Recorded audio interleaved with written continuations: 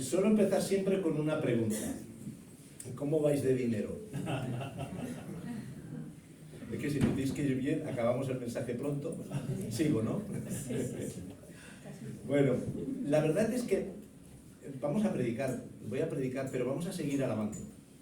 Alabamos a Dios por lo que ha hecho, por lo que hace, por lo que hará, pero le adoramos por lo que es. Y vamos a seguir hablando de Jesús. Y vamos a hablar de su personalidad. Y lo vamos a hacer pensando en las finanzas. Vamos a seguir hablando de Dios, pero solamente de la figura de Cristo, ¿no? Y no sé si habéis pensado lo importante que es cómo usamos nuestro dinero. Puede ser un canal de bendición hacia nosotros y hacia otros, o puede ser un obstáculo para nuestra prosperidad económica y para el testimonio de Jesús a los demás. ¿O acaso un cristiano no debería usar el dinero diferente a uno que no lo es? Porque nosotros tenemos a Cristo.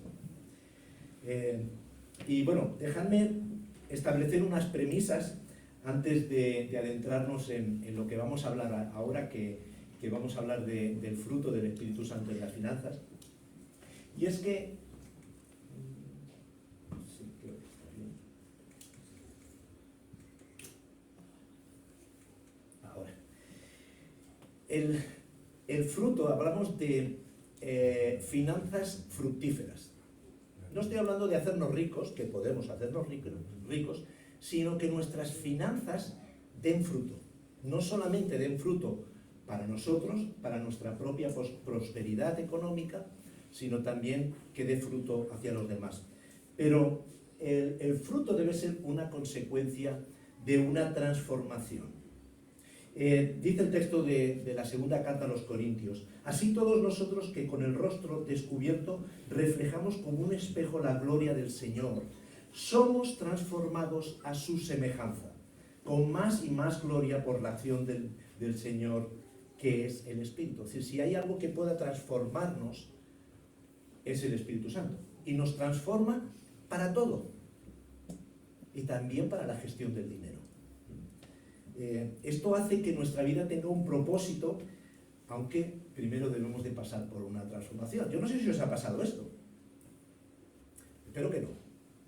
Le dice el pastor: Carlos, cuando te bautice, todo lo que quede debajo del agua le pertenece a Dios. ¿Hicisteis esto? Yo recomiendo a los pastores ancianos que cuando bauticen, que al menos lleven las tarjetas de crédito, a ver si se convierten por lo menos las tarjetas de crédito. ¿No os parece que pasa esto? Es decir, bueno, una cosa es la fe, pero bueno, la cartera, eso no me lo toca nadie, ni Dios. Bueno, pues la cartera, o la forma de utilizar la cartera, también tiene que ser transformada. Segundo, debemos dar fruto en todas las áreas de nuestra vida. En esto es glorificado mi Padre, en que llevéis algo de fruto. ¿O no? Ah, no. Que llevéis mucho fruto y que seáis así mis discípulos. Fijaros cómo se relaciona ser discípulo. El domingo pasado Asun hablaba de creyentes o discípulos. No, ser discípulos. Un discípulo, para que podamos ver si eres discípulo, es que estás dando fruto. ¿Y cómo podemos dar fruto? Con las finanzas. ¿Cómo podemos dar fruto con nuestra gestión empresarial, ¿no? De eso hablaremos un poquito. ¿Y cuál es la clave? Pues la clave es el fruto del Espíritu Santo. Esa es la clave, que tiene que conducir todas las áreas de nuestra vida. Ahora hablaremos de dinero, pero debe de conducir todas las áreas. El fruto del Espíritu Santo es el carácter de Cristo. Y eso es lo que realmente nosotros debemos de aspirar. ¿Lo conseguiremos? Seguramente que no. Pero por lo menos que nos pille en ese camino, ¿no? Es decir, que por lo menos intentemos parecernos lo más a Cristo. Y la guía la tenemos en este versículo. En cambio, el fruto del Espíritu es amor, alegría o gozo, paz, paciencia, amabilidad, bondad, fidelidad, humildad y dominio propio. Amabilidad y bondad lo pondremos en uno solo, pero ese es el carácter de Cristo y ese es... esos serían los elementos que necesitamos para que todo el capital que Dios ha puesto en nuestra vida, a nuestras manos, el capital físico, el capital intelectual, el capital relacional, el capital, sobre todo el espiritual, cómo podemos bendecir a los demás, y sobre todo también lo que vamos a hablar ahora del capital financiero, ¿no? Esa es la guía. Yo os he dejado un papel para que luego después del culto podáis tomarlo, que va a ser una guía para tomar decisiones financieras y un poco de lo que voy a hablar ahora. Entonces lo tendréis, si queréis tomar nota. Sí, si queréis tomar nota, sí, es verdad. No es la primera vez. Sí, sí. Entonces, yo lo que sí que me gustaría que fuera muy práctico en el día de esta mañana. Quiero que penséis en alguna decisión financiera que tengáis que tomar, que sea importante, que la tengáis en la mente. Seguro que todos tenéis alguna decisión que tomar. Lo que vamos a ver es una guía y vamos a hacer una serie de preguntas y vamos a ver si la decisión que vamos a tomar está alineada con el fruto del Espíritu Santo o no, porque eso nos va a ayudar a quizás a pensar más en la decisión, ¿no? Y espero que sea de mucha bendición, pero sobre todo que sea muy práctico, ¿no? Que sea de ayuda. Bueno, vamos a empezar. La primera es el amor. Y el amor tiene que ver mucho con la motivación. ¿Qué motivación es la que nos lleva a tomar esa decisión, ¿no? Eso es lo que deberíamos de pensar. Fijaros lo que dice Pablo, que me parece muy fuerte. Si no tengo amor, de nada me sirve darle a los pobres todo lo que tengo. A los pobres sí que les servirá, pero a mí no me sirve de nada. Si no hay una motivación de amor cuando nosotros manejamos el dinero, no nos va a servir de nada. Y si, como dice el cartel que está detrás de la columna, queréis invertir en tesoros del cielo, no os va a servir de nada si no hay amor. El amor debe ser la primera motivación que nos lleve a cualquier cosa en la vida, para que tenga fruto, ¿no? Y Dios mismo nos enseña al principio, ¿no? Porque de tal manera amó que dio. Da por amor. Si nosotros damos, debe ser por amor. Porque podemos dar sin amor, seguro. Pero eso no estará en nuestra cuenta celestial, como dice Pablo a los Filipenses, ¿no?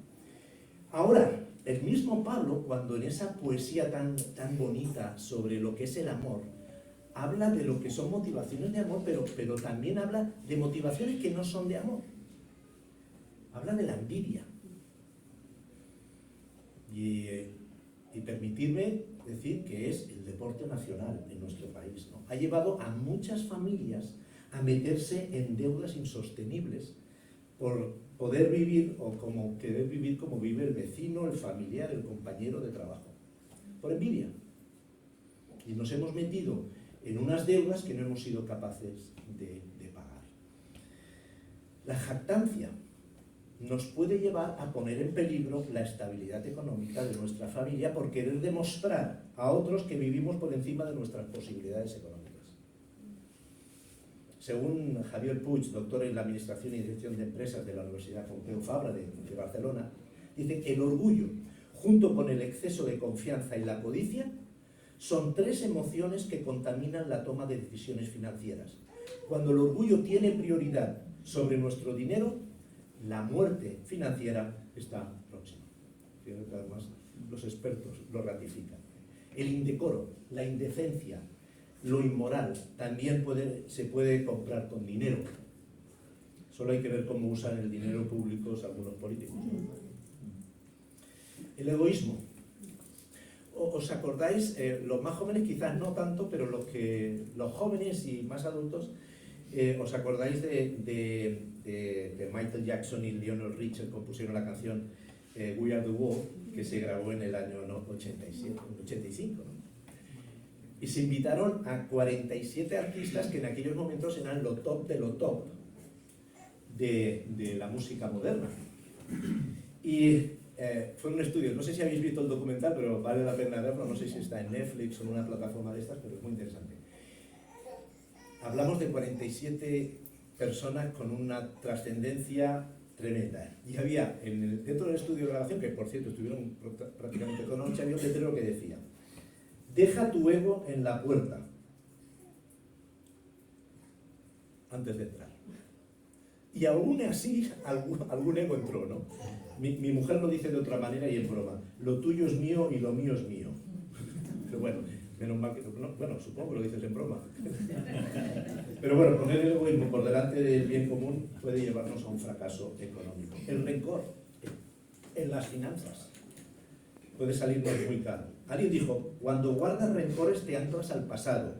Cuando te anclas al pasado te quejas. Cuando te quejas tus fuerzas se fugan, se debilita. Cuando tu energía se fuga, no piensas en prosperar. Cuando no piensas en prosperar, te empobreces. Fijaros el rencor a lo que nos puede llevar, ¿no? Y el deleite en la injusticia, en la maldad. ¿Habéis pensado si alguna de nuestras inversiones está siendo utilizada para actividades ilícitas o poco edificantes? Hace relativamente poco, dando un taller en Valencia, una pareja me hizo una consulta y es que querían invertir en un banco de estos friendlies o un banco, no recuerdo cómo se le llaman, pero digamos que intentan invertir en cosas que sean sostenibles y tal, ¿no? Dice, íbamos a invertir y vemos la lista de empresas donde iban ese fondo de inversión y habían empresas de armamento.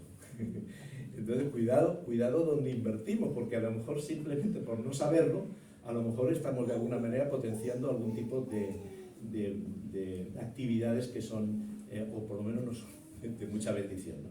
Fijaros lo que no es el amor, es decir, que nuestra motivación sea el amor. Y amor a Dios y no al dinero. Tenemos muchos versículos, pero bueno, creo que de todos es conocido, ¿no? Quien ama el dinero jamás tiene suficiente. Quien ama las riquezas nunca tiene suficiente. Y también esto es vanidad. Si realmente lo que vamos a hacer es amar el dinero, no os preocupéis, nunca vais a tener suficiente. Manteneos libres del amor al dinero y contentaos con lo que tenéis, porque Dios ha dicho, nunca te dejaré, jamás te abandonaré. Fijaros la promesa que nos da el Señor, que no nos va a abandonar, pero mantengámonos libres del dinero y sobre todo contentémonos, aunque eso lo hablaremos más adelante, porque el amor al dinero es la raíz de toda clase de males. Por codiciarlo algunos se desviaron de la fe y se causaron muchísimos sinsabores. Preguntas. ¿Cuál es la motivación a la hora de tomar una decisión a largo plazo? ¿Qué es lo que te motiva? ¿Tomar esta decisión va a mejorar la relación y el amor entre vosotros, por ejemplo, si lo hacéis como familia? ¿O puede ser un obstáculo? ¿Tomar esa decisión va a ayudar a servir a Dios y a los demás? Porque a lo mejor hay decisiones económicas que tomamos que nos van a alejar incluso de servir al Señor. O porque nos alejamos geográficamente del sitio donde estamos trabajando, donde estamos sirviendo, o por otros motivos. Entonces pensemos, cuando vayamos a tomar una decisión, si estamos alineados a lo que es el carácter de Cristo, ¿no? Segundo, la fidelidad. Y tiene que ver con el compromiso. Cuando gestionamos, en este caso la finanza, pero incluso cuando gestionamos un negocio. Hay una parábola donde dice, su señor le respondió, hicisteis bien, siervo bueno y fiel. En lo poco has sido fiel, te pondré a cargo de mucho más. Ven a compartir la felicidad de tu Señor. Jesús en esta parábola elogia a las minas o los capitales a los siervos que pudieron, en este caso, duplicar ese capital, ¿no? En algunas versiones habla de 5 y 2, de 10 y 5, pero al final es multiplicar el capital que Dios nos ha dado. Pero fijaros lo que elogia, su fidelidad y el buen hacer. El que es bueno, pero sobre todo que es fiel, ¿no? Pero hay algo importante, el compromiso tiene consecuencias. Fijaros lo que dice, en lo poco has sido fiel, te pondré a cargo de mucho más. Dios nos ofrece que aprendamos con poco para gestionar mucho, es decir, para que podamos tener mucho y lo gestionemos bien. ¿Os habéis preguntado alguna vez por qué no prosperamos en temas relacionados con el dinero, incluso siendo creyentes? O en otras áreas de la vida. ¿Hemos sido fieles en lo poco? Porque si no hemos sido fieles gestionando 200 euros. Quizás Dios no nos permita poder llegar a gestionar 200.000, 2 millones, 20 millones. Tenemos el ejemplo de José. José, para llegar a ser gobernador de la nación más potente en aquel momento en la tierra, tuvo que pasar. Tuvo que probar si era fiel en lo poco. Fue fiel en los negocios de su padre, con las cabras. Fue fiel a pesar de todo lo que pasó en la casa de Potifar. Fue fiel, además por la integridad, que fue íntegro, se fue a la cárcel y fue fiel, demostró que era bueno, que era fiel al Señor, porque el Señor estuvo siempre con él. Y el Señor lo llevó donde estaba esperando llevarlo el Señor, que es llevarlo a ser gobernador de Egipto, sobre todo para cuidar a su pueblo, llevar a su pueblo, esas 60 personas que llevó, para que se convirtieran en casi 2 millones al cabo de unos cuantos años, ¿no? ¿Hemos sido fieles en lo poco? Pero hay algo importante en nuestra vida que tenemos que seguir tomando decisiones como esta. Tenemos un dilema muy importante. ¿Servimos a Dios o servimos al dinero? Hermanos, no es compatible. No el dinero no es malo, de hecho el dinero es de Dios. Mía es la plata, mía es el oro, dice Jehová de los ejércitos en Ageo. Sino, si estamos sirviendo, si nuestro corazón está en el dinero, si estamos amando el dinero. Dice, ningún sirviente puede servir a dos patrones. Menospreciará a uno y amará al otro, o querrá mucho a uno y despreciará al otro. No podéis servir a la vez a Dios y a Mamón, a las riquezas, ¿no? El tema de Mamón es muy importante. A veces todo lo que tenga que ver muchas veces con Satanás, pues lo queremos obviar. Satanás va a estar intentando apartarnos de la devoción a Dios para darle la devoción al dinero. Y hermanos, no es compatible. No es compatible. En el momento que nosotros amamos o servimos al dinero, automáticamente estamos despreciando a Dios. Íntegros, como hablaba de José, tenemos que ser íntegros. Y que uno de los compromisos es que cuando gestionemos correctamente el dinero no nos podemos olvidar de que lo tenemos que hacer bien, íntegramente. Aunque no estemos de acuerdo con las leyes, aunque nos gustaría pagar menos impuestos, aunque nos gustaría cobrar en negro, debemos de ser íntegros, porque lo dice la palabra. Si queremos parecernos a Jesús, tenemos que pagar ese precio. Pero os digo que ese precio tiene recompensas, ¿eh? Y en el caso de José las tuvo. Quien encubre su pecado jamás puede prosperar. Quien lo confiesa y lo deja, recibe el perdón. Gran abundancia hay en caso del hombre honrado, del hombre íntegro, pero al malvado no le aprovechan sus ganancias. Vale más ser conocido y respetado que andar presumiendo de rico, ¿no? ¿Qué tal íntegros somos al cobrar en negro o al no pagar impuestos? Un amigo de ministerio, hermano mío, Peter Brisco, en Holanda, que él ha sido el director de Compás en Europa y escritor de varios libros como discipulado financiero, me contaba una vez que él es empresario, de hecho él era el CEO o el director general de la Agencia Espacial Europea, es decir, no estamos hablando de poca cosa.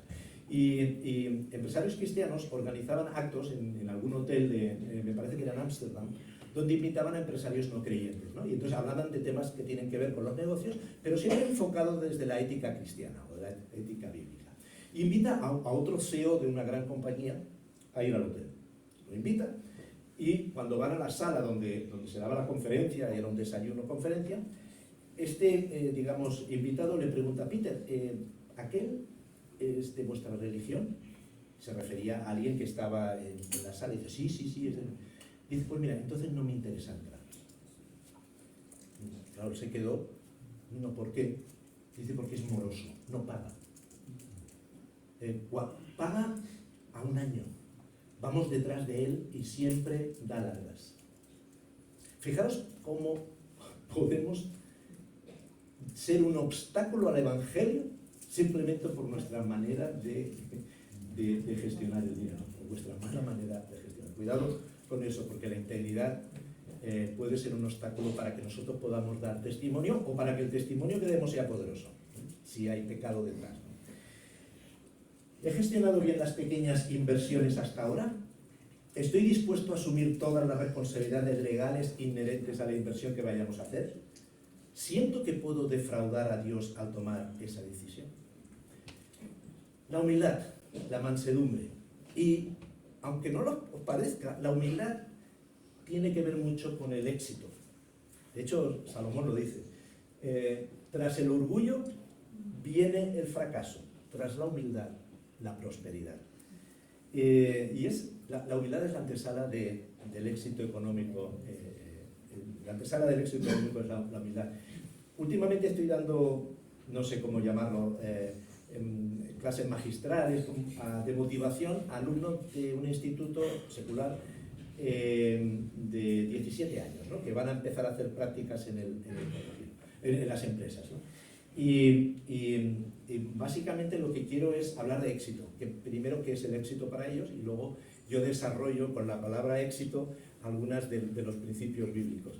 Y el que doy más énfasis es en la humildad. Si no somos humildes cuando vayamos a una empresa, no vamos a reconocer que necesitamos aprender. El que reconoce que necesita aprender, ese es el que realmente evoluciona, ese es el que prospera. Porque siempre necesita aprender. Ese es el que realmente va a tener futuro en cualquier proyecto empresarial. El que es orgulloso, aunque a un principio nos parezca que puede tener suerte, a medio o largo plazo, no. Es una persona que se cree autosuficiente. La humildad es importantísima. Seamos humildes cuando gestionemos el dinero. Pero sobre todo para reconocer quién es el dueño del dinero y qué somos nosotros respecto a las finanzas.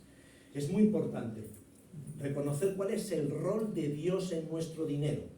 Dios es creador, yo creo que todos lo creemos, ¿no? Por lo menos los que venimos de la escuela dominical nos lo enseñaron, pero muy fácilmente, muy rápidamente.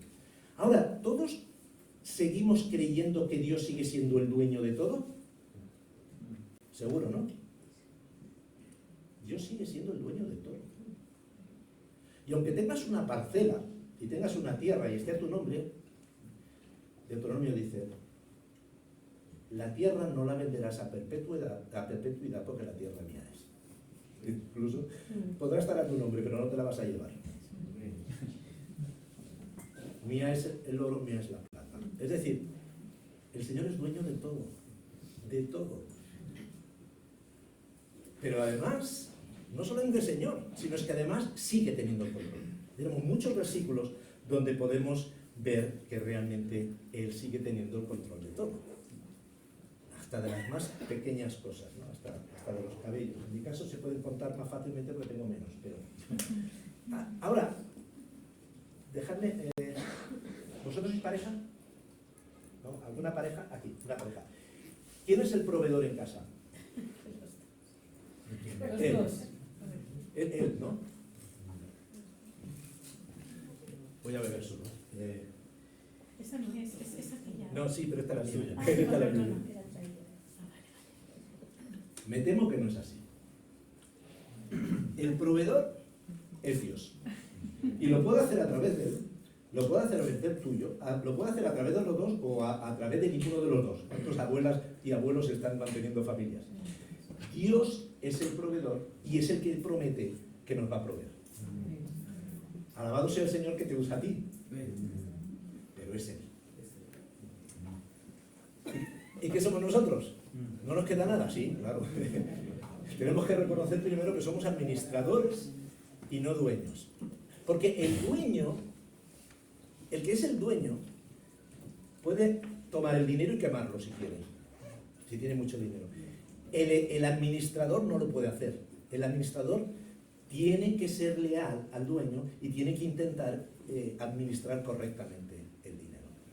Y esa es la responsabilidad que tenemos. Dios nos ha dado algo. Bueno, más que nos lo ha dado, nos permite que lo gestionemos. Entonces nuestra función es cómo lo vamos a multiplicar, ¿no? Dejar a Dios el lugar que le pertenece en nuestras decisiones, ¿no? De esto estamos hablando ahora, ¿no? Y requiere renuncia. Ahora, la mayor renuncia es renunciar a ser dueño, a que el dinero es tuyo. Pero, ¿a qué tuvo que renunciar el joven rico cuando se encuentra Jesús con él? ¿A qué tuvo que renunciar para seguir a Cristo? ¿A qué? ¿Qué tenía que hacer? Vender todo lo que tenía, ¿no? Y dárselo a los pobres. ¿Vosotros creéis que es necesario para seguir a Jesús vender todo lo que tenemos y dárselo a los pobres? Y lo explica muy bien Marcos. Entonces Jesús, mirando alrededor, dijo a sus discípulos: ¿cuán difícil entrarán en el reino de Dios los que tienen riquezas? Los discípulos se asombraron de sus palabras, pero Jesús respondiendo volvió a decirles: hijos, cuán difícil, y escuchar ahora, le es entrar en el reino de los cielos a quien confían en las riquezas. Ese era el problema del joven rico, que no quería renunciar a sus riquezas porque confiaba más en esas riquezas que le daban estabilidad y le daban nombre y reputación que seguir a Jesús. Pero no en las riquezas, sino en confiar en las riquezas. A eso es a lo que tenemos que, de alguna manera, renunciar. Y seamos lo suficientemente humildes para pedir sabiduría, que además es gratuita, ¿no? Si alguno de vosotros, si alguno de ustedes le falta sabiduría, pídasela a Dios y Él se la dará, pues Dios da todo sin limitación y sin hacer reproche alguno. Algo importante también es intentar vivir en moderación. Yo no digo que vivamos en pobreza, pero sí en moderación. El orgulloso será humillado y el humilde será alabado, ¿no? Hay quienes no tienen nada y presumen de ricos, y hay quienes todo lo tienen y aparentan ser pobres. Vivamos en una moderación y no una ostentación, porque eso nos va a ayudar mucho en nuestra vida. Preguntas: ¿has pedido consejo antes de tomar la decisión que quieres tomar? ¿Tomo la decisión como dueño o como administrador? ¿Esta decisión te proporciona más de lo que necesitas? Porque si te proporciona más de lo que necesitas, ahora hablaremos de eso, a lo mejor no te va a servir para mucho. Vamos a hablar de el gozo, que tiene que ver mucho con el contentamiento. Veamos este vídeo.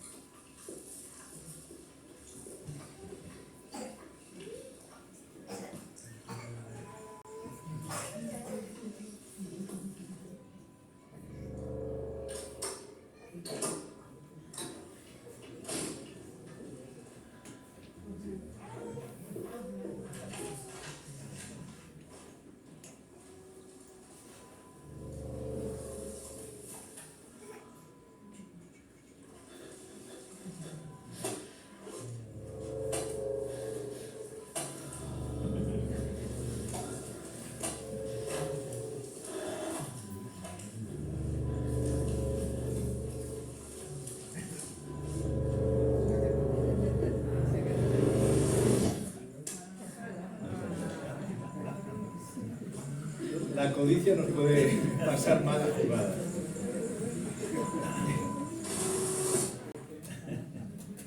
Dad gracias a Dios, estad siempre contentos. Dad gracias a Dios en cualquier circunstancia. En el momento que nosotros llegamos a contentarnos y a estar satisfechos siendo pobres, lo seremos cuando seamos ricos. Pero si no llegamos a contentarnos teniendo pocas cosas, olvidaros que vayáis a estar satisfechos teniendo muchas más cosas. Si no hemos aprendido a vivir en contentamiento en un piso de 60 metros cuadrados, la solución no es tener uno de 200 metros cuadrados para estar satisfecho. No depende de lo que tengamos, sino que realmente nuestra conducta, nuestra vida, sea completamente de agradecimiento a Dios, independientemente de las circunstancias que estemos pasando. Sean las costumbres, sus costumbres, sin amor al dinero. Contentos con lo que tienen ahora, porque Él mismo ha dicho, como antes decíamos, nunca te abandonaré, ni jamás te desampararé. Cuando vivimos en la confianza de que Dios va a proveer y no nos va a desamparar, eso nos tendría que alentar a vivir siempre contentos, ¿no? Y algo importante, esta es una pregunta que todo el mundo debería de responderlo. ¿Cuánto es suficiente en la economía de cada una? Va a depender un poco también del nivel de ingresos y del nivel, digamos, de gastos que tenga la familia. Hay que saber exactamente cuánto es suficiente para vivir. Porque en el momento que sabemos cuánto es suficiente para vivir, los excedentes realmente los podemos invertir en cosas que nos van a dar más satisfacción. Ahorro, inversión, en más generosidad. Pero es importante saber qué nivel de gastos son suficientes para poder vivir en una cierta moderación. ¿Qué pasa cuando una persona, supongamos una familia, está viviendo con 2.500 euros al mes y por circunstancias, mejoras en el trabajo, a partir del mes que viene van a ingresar 4.000? Se han acostumbrado a vivir con 2.000, 2.500 euros. ¿Qué es lo que suele pasar? Que adaptamos nuestros gastos a 4.000. En vez de dedicar ese excedente a pensar en el futuro, a invertir, a mejorar, bueno, pues al final no vamos a tener más capacidad de ahorro que la que teníamos antes. Entonces, ¿para qué sirve? Cuando lo que nos va a dar más satisfacción no es gastar más, sino es invertir mejor, ¿no? Invertir. ¿Experimentas alegría, gozo durante el proceso de tu decisión o ahí hay tensiones, hay momentos de angustia? ¿Has logrado ser feliz con lo que tienes actualmente? ¿Estoy más agradecido por lo que tengo que insatisfecho por lo que no tengo? Esas son preguntas que nos deberíamos hacer. La paz, algo importantísimo en las finanzas, porque la paz, de alguna manera, tiene que ver con la salud financiera. Por nada estéis afanosos, sino sean conocidas vuestras peticiones delante de Dios en toda oración y súplica con acciones de gracia. Y la paz de Dios, que sobrepasa todo entendimiento, guardará vuestros corazones y vuestras mentes en Cristo. La paz debería ser un indicador de las correctas decisiones financieras. Si sentimos paz cuando estamos en ese proceso, es que posiblemente el Espíritu Santo de alguna manera nos está dando esa dirección. Pero si no tenemos paz, posiblemente el Espíritu Santo nos esté alertando de que puede haber algún problema, ¿no? La palabra que se utiliza de paz es Irene, que tiene un equivalente al griego de Shalom, ¿no? Que significa todas las partes trabajando juntas en armonía, ¿no? Es como una orquesta sinfónica que son diferentes instrumentos y algunas veces con diferentes claves, pero que luego suenan armoniosamente, ¿no? Y en ese sentido, cuando hablamos de las decisiones financieras, ¿hay armonía en nuestra vida? Porque nosotros tenemos diferentes capitales, tenemos el físico, el intelectual, el espiritual, el relacional, con quien vivimos, con quien nos relacionamos, incluso los hermanos, y el financiero. Si tomamos una decisión y ponemos en riesgo esa armonía en nuestra vida o en nuestra familia, cuidado, porque puede ser un error.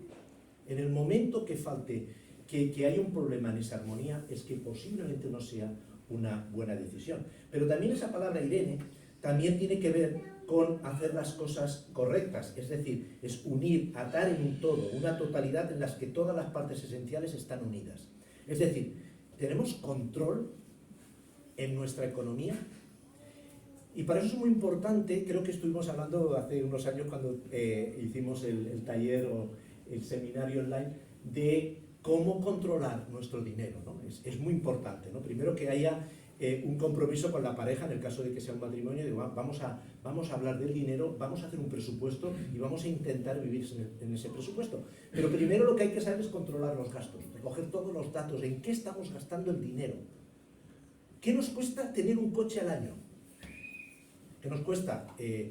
No solamente la gasolina, sino el impuesto, el seguro, incluso si tenemos parking, reparaciones, la amortización. ¿Cuánto nos está costando un coche? ¿Lo sabemos? ¿Cuánto nos está costando tener 2 coches?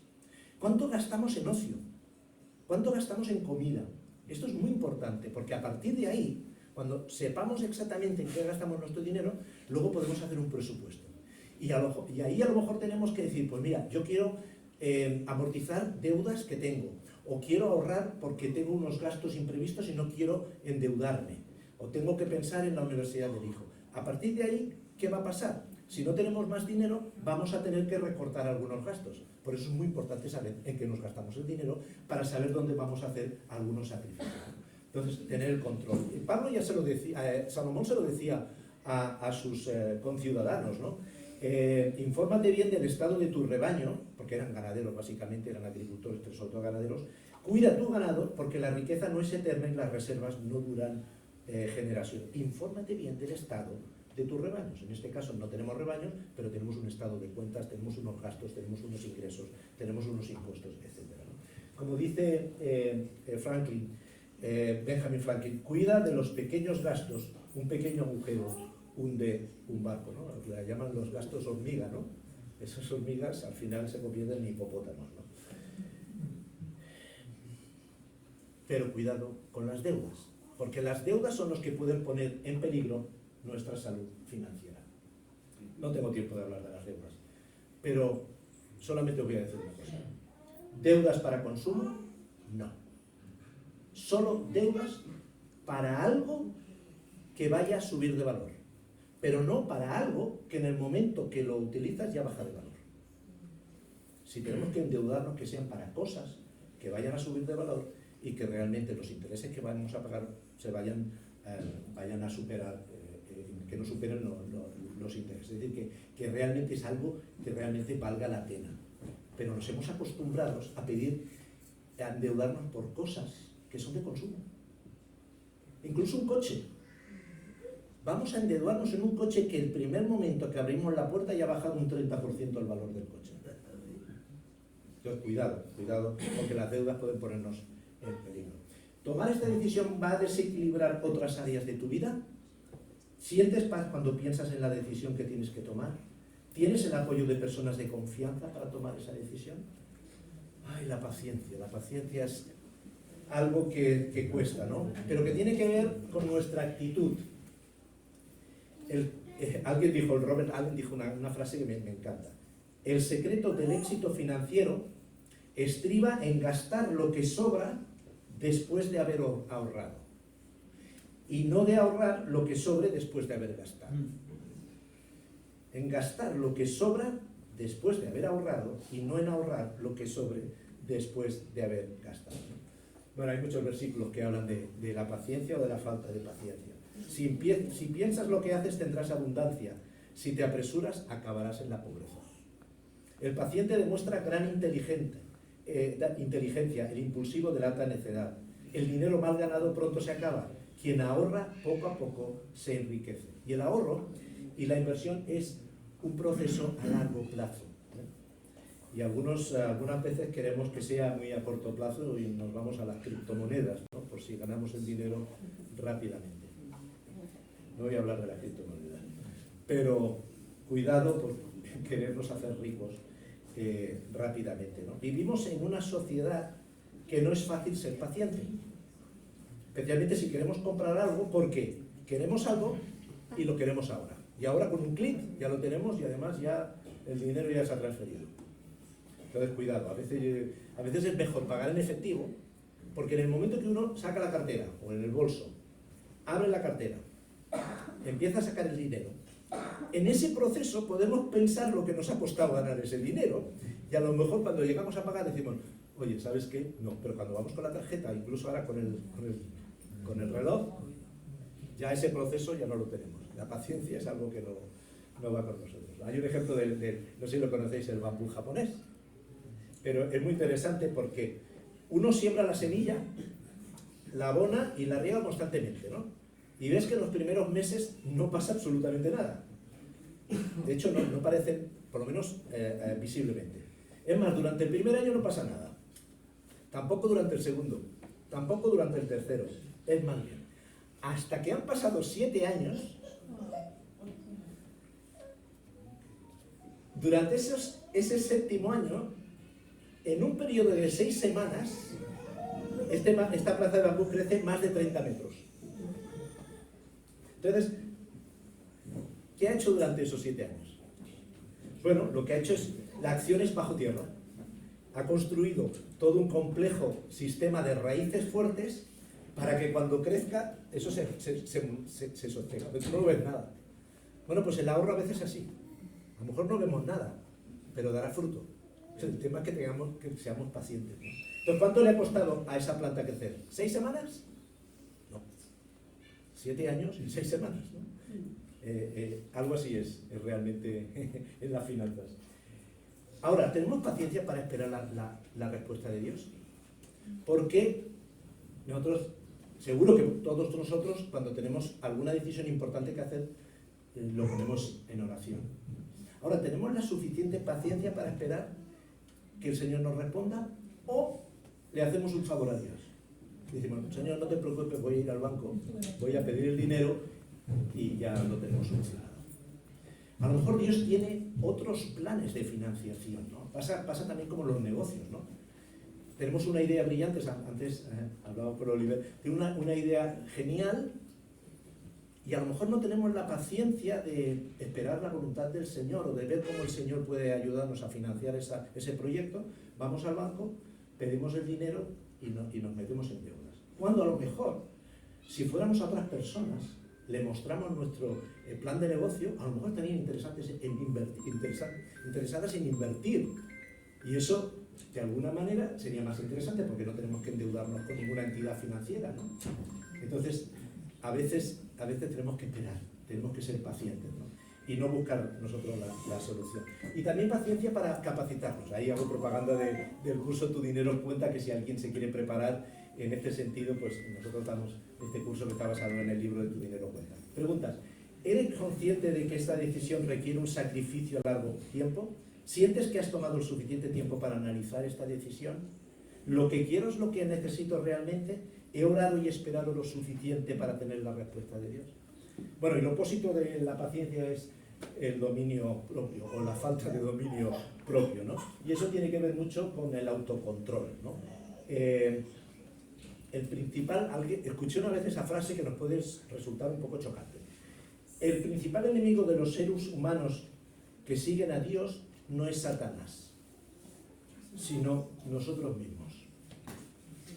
Por lo que el dominio propio es la única forma de que puedes mantenerte libre y victorioso en la vida de Cristo. Nuestra falta de dominio propio, nuestra falta de autocontrol puede ser el peor enemigo, incluso en nuestra fe, ¿no? Pues Dios no nos ha dado un espíritu de timidez, sino de poder, de amor y de dominio propio, ¿no?